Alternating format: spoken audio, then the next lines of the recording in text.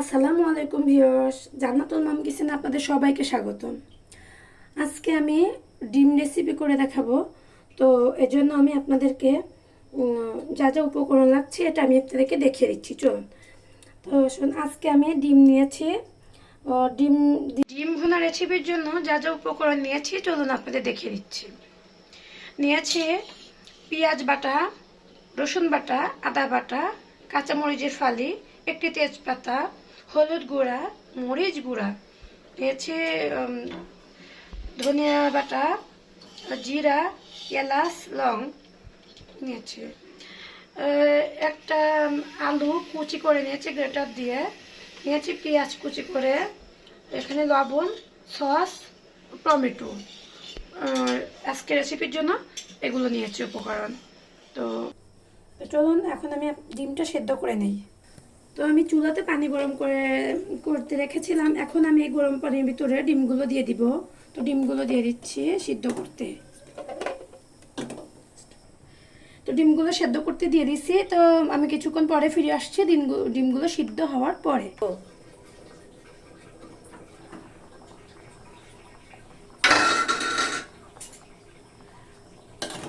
ডিমগুলো ভালোভাবে সিদ্ধ হয়ে গেছে। এখন ডিমগুলো আমি ছিলে নিব।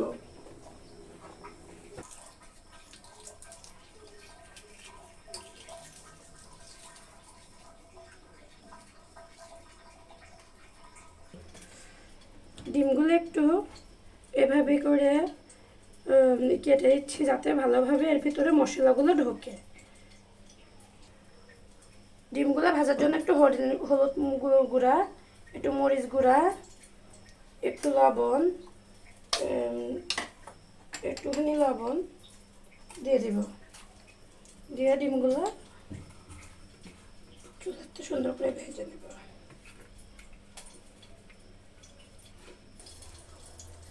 চুলাতে কড়াই দিয়ে দিব, তেল দিয়ে দিব।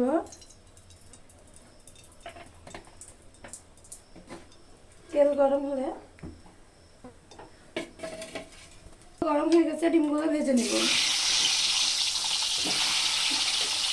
তেলগুলো গরম হয়ে গেছে, ডিমগুলো ভেজে নেব। ডিমগুলো ভাজা হয়ে গেছে, এখন ডিমগুলো নামিয়ে নেব। ডিম ভাজা কড়াইয়ের ভিতরে তেল দিয়ে দিব। তেল গরম হয়ে গেছে, এখন পেঁয়াজ কুচিগুলো দিয়ে দিব।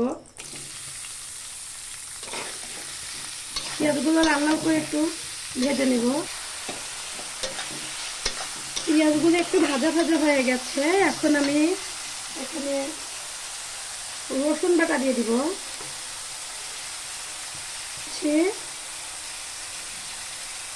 এখানে পেঁয়াজ বাটা দিয়ে দিচ্ছি। মশলাগুলো একটু ভাজা ভাজা করে নিয়েছি, এখন আমি বাকি মশলাগুলো দিয়ে দিব। হলুদ গুঁড়া দিয়ে দিচ্ছি, হলুদ গুঁড়া দিয়ে দিচ্ছি, মরিচ গুঁড়া পরিমাণ মতো দিয়ে দিচ্ছি, একটু ধনে বাটা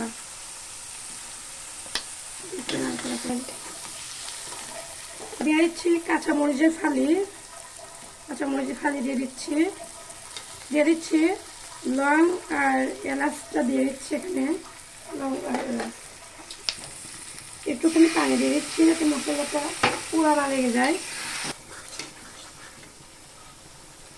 দিয়ে দিচ্ছি একটা তেজপাতা, দিয়ে দিচ্ছি আলু কুচিগুলো, আলু যে কুচি করে রেখেছিলাম ওগুলো দিয়ে দিচ্ছি।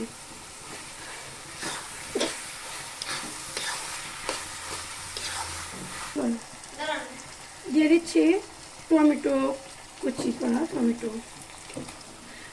আর এখানে আমি আলু কুচিটা ব্যবহার করেছি, আমার ভালো লাগে তাই। আপনারা যদি কেউ আলু কুচি পছন্দ করেন তাহলে এখানে আলু কুচি দেবেন, আর আলু কুচি যদি না পছন্দ করেন তাহলে আলু কুচিটা আপনি নাও দিতে পারেন। দিয়ে দিচ্ছি লবণ, পরিমাণ মতো লবণ দিয়ে দিচ্ছি।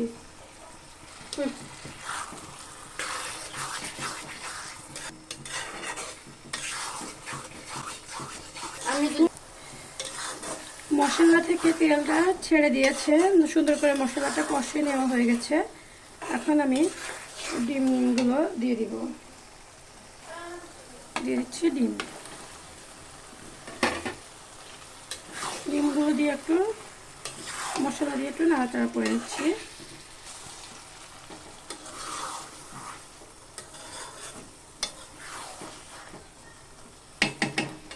একটু না করে নিয়েছি, তেল উঠে আসছে। এখন আমি আর একটু টমেটো সস দিয়ে দিব। টমেটো সসটা আমি বাসায় বানিয়েছি এক সময়, এটা একটা রেসিপি দিয়ে দিব।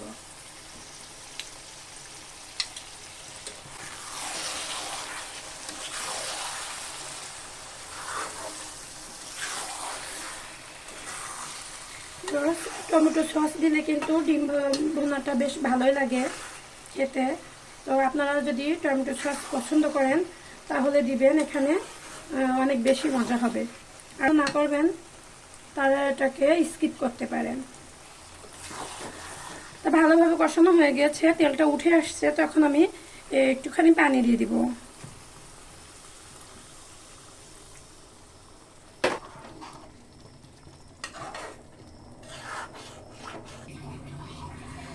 তো এখন আমি কিছুক্ষণ এটাকে ঢাকা দিয়ে রাখবো, 10 মিনিটের মতো ঢাকা দিয়ে রাখবো। 10 মিনিট পরে ঢাকা দিয়ে রাখছি।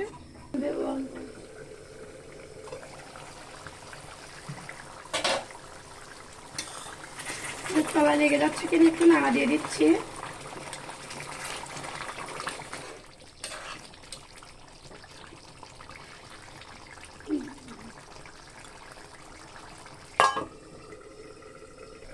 এখন আমার রান্নাটা হয়ে এসেছে। তো এখন আমি এর ভিতরে একটু নাড়া দিয়ে গরম মশলা দিয়ে দিব। গরম মশলা এগুলো সুন্দর করে দিয়ে দিচ্ছি। গরম মশলার গুঁড়া দিয়ে দিচ্ছি।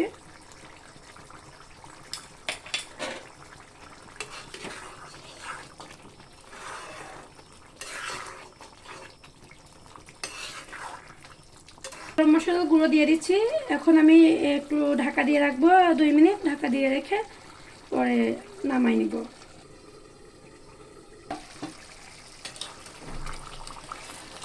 তো 2 মিনিট হয়ে গিয়েছে। তো এখন আমার রান্নাটা হয়ে গেছে, আমি এখন চুলোটা অফ করে দিব, দিয়ে পরিবেশন করে আপনাদের দেখা দেবো। তো চুলোটা অফ করে দিচ্ছি। ব্যবস্থা আমার এখন পরিবেশন করার পালা। তো আজকে আমি ডিম ভুনা দিয়ে সাদা ভাত দিয়ে পরিবেশন করব।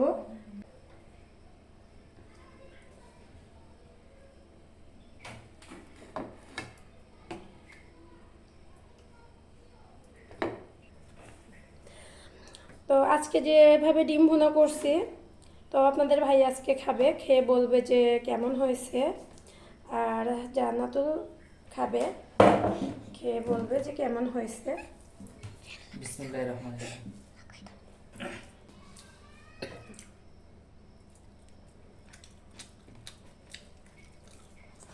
মাশাআল্লাহ, খুব সুন্দর হয়েছে রান্নাটা। ডিম ভুনা আমার এমনিতে অনেক প্রিয়। খুব সুন্দর একটা রেসিপি, আপনারা বাসায় এইভাবে ট্রাই করবেন, ভালো লাগবে সবার খেতে।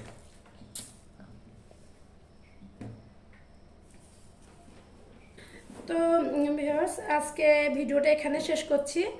আর আপনাদের যদি আমার রেসিপিটা ভালো লাগে তাহলে আপনারা লাইক, কমেন্ট, শেয়ার, সাবস্ক্রাইব করবেন। আর জান্নাতুল মম কিচেনের পাশে থাকবেন। আল্লাহ হাফেজ।